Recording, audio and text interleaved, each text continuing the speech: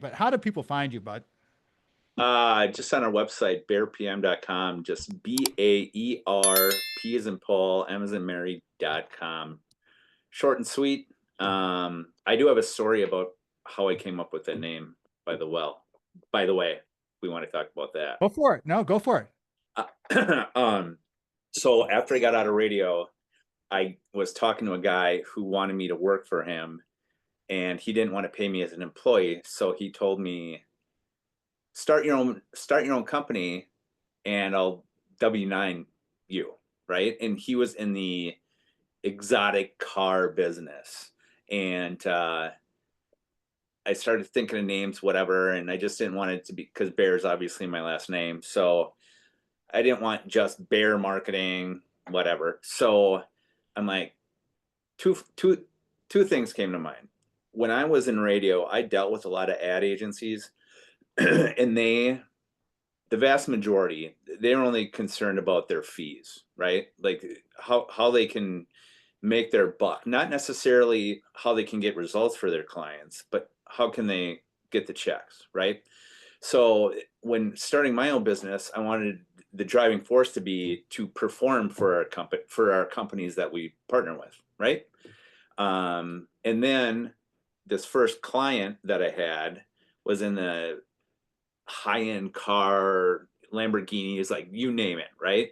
So I'm like, the word performance fits for both scenarios, for the high end car thing and just the, hey, we're going to perform for our clients. We're not just going to produce a whole bunch of fluff. And a lot of ad agencies too, they their driving force is getting awards and being recognized. Like, I don't care. I mean, I honestly couldn't care less if anyone knows my name or my company's name, but like one of our clients, we helped them win their first Wisconsin Manufacturer of the Year award. Sweet. Um, Nobody knew that we wrote the application and put in all the, a lot of the work and all that kind of stuff. And that's fine by us, right? Like, it's not about us. And that's, I feel, a very key differentiator with us is, and you would think it's more common, but it's not, because I've been on both sides of the desk here. A lot of agencies are driven by their own egos and the awards they want and It's everything like else. So looking at anyway, me. I'm a small business. I don't have a lot of money to be spending. I told you the quick story about M3 and how I negotiated with them. Same thing with you, I'm sure. You need to analyze and look at what's going on behind the scenes. That's what people need. well, and then another thing that we do that I know, I'm not aware of any other agencies that do this, but like, we don't take competitors. So, and What does this that is, mean? What do you mean? so for instance, this has happened numerous times over the years. So we do a good job for a manufacturer, and then other manufacturers see this manufacturer's website, their marketing, whatever the case may be. They find out because their name's usually on the bottom of the website. So then they'll contact us and they'll be like, oh, I saw your name on whatever website. Can you help me with our stuff? Well, then what we do, our process is, if we think there's some potential overlay or competition, what we do as a part of our process to our and promise to our clients is we ask our existing client, we say, hey, this business reached out, they're looking at for us to help them. Do you view them as a direct competitor? Because if they are, we will say no, thank you, right? And we've had to say no numerous times. Like existing client will be like, well, technically they are. We feel bad making you turn down business. I'm like, nope, all good. We'll do it. And we walk away. And what we find is that strengthens our partnership and our relationship so much. So even though we're, let's call it, taking a step back by denying that revenue opportunity, it always pays off in the end, long term.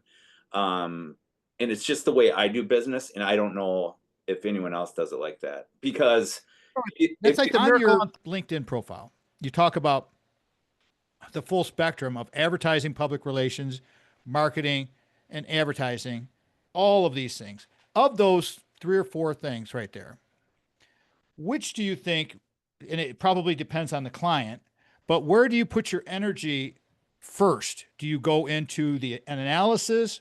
Do you go into the PR? Do you say we need to do iconography? It probably depends on where the company's at. Do they have any of that stuff established? But say you're coming in as a brand new company, what would we do first? You got to set up your brand, right? So like even you'd be amazed. Like we've run across companies over the years that I'm like, what green are you? I don't know. We just find a green.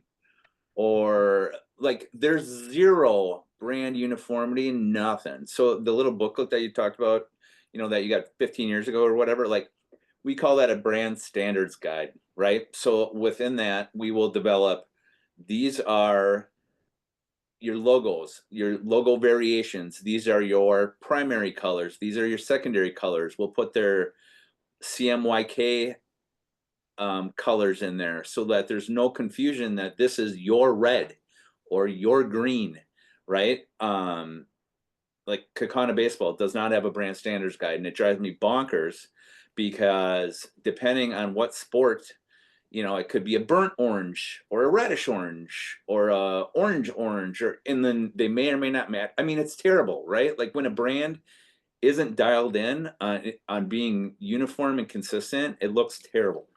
But I mean, that's so important. I can't stress that enough, right? And just even when it comes to embroidery, like when you're forming your brand, like some businesses don't think about all the applications of their logo, right?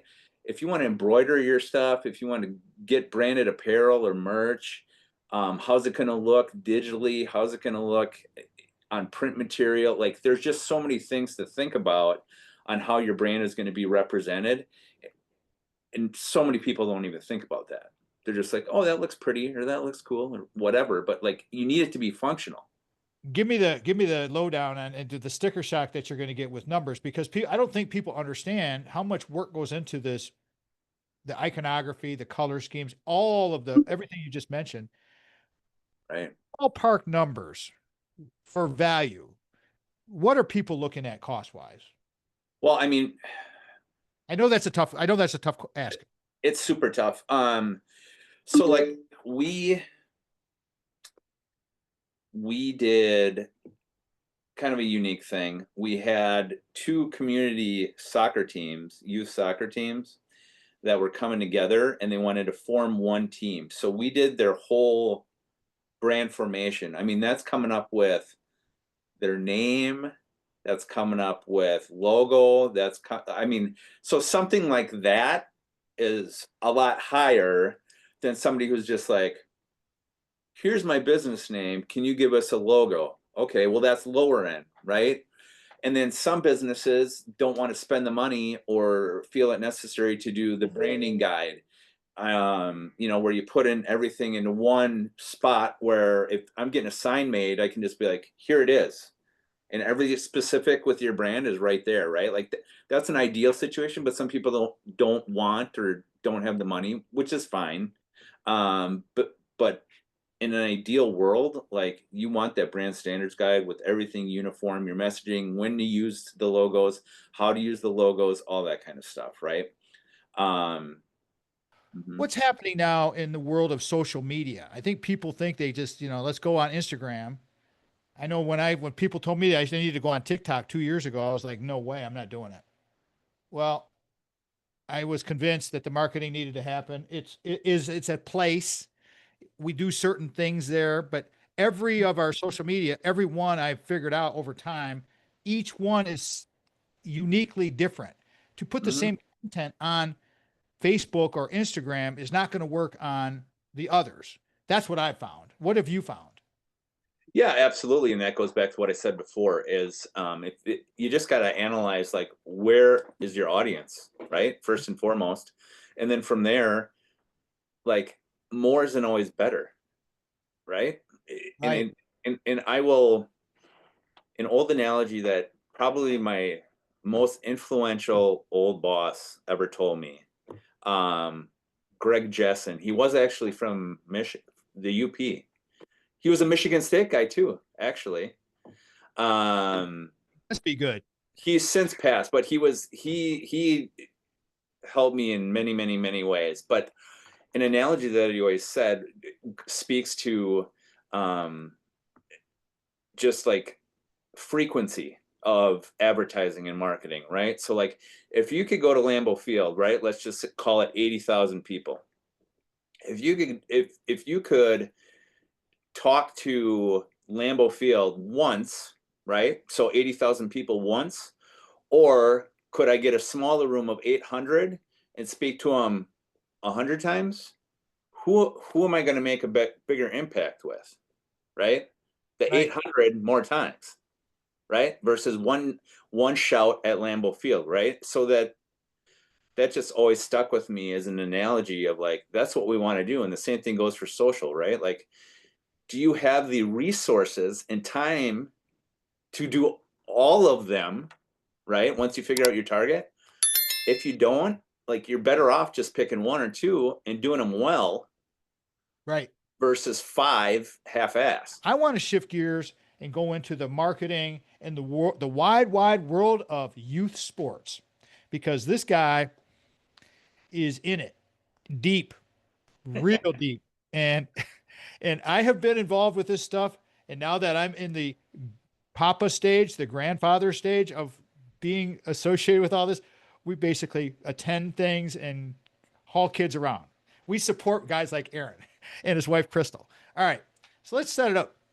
Youth sports from a marketing aspect. What have you seen in the last since your boys have been alive? Oh, I've seen a lot. I mean, so one thing, like in my opinion, it's about money and egos primarily. That not necessarily the kids, which I have a problem with. And I also think a lot of parents that I've noticed do it for them more than they do it for their kids. This might be a reference that nobody knows, but I personally was a big fan of Napoleon Dynamite, the movie Napoleon Dynamite. It's stupid, but it's funny in my opinion. Anyways, Uncle Rico. I don't know. Have you ever heard of Uncle Rico and Yes. Napoleon Dynamite? Yes. Anyways, he's an uncle that tries to relive his glory days in high school, and he's like, "Man, if I could go back, we would have won the state title." You know what I mean? Like stuff like that. And I just feel like the vast majority of these parents like never had an iota of success on their own in sports, so they just like it's their life, like it's their driving force in life, and I'm just like, this is insane, like absolutely insane. And it really takes the fun out of enjoying your child watching your kid play sports, Yep. right? And then on the marketing end of things, going to the money aspect, the promo and apparel side of things, like the club that we currently and have been a part of for the last few years, they have flash sales, they call them, on apparel, like 5 times a year, 6 times a year. Like, and all these parents are crazy. So they're buying all this apparel. And I mean, they're just making bank.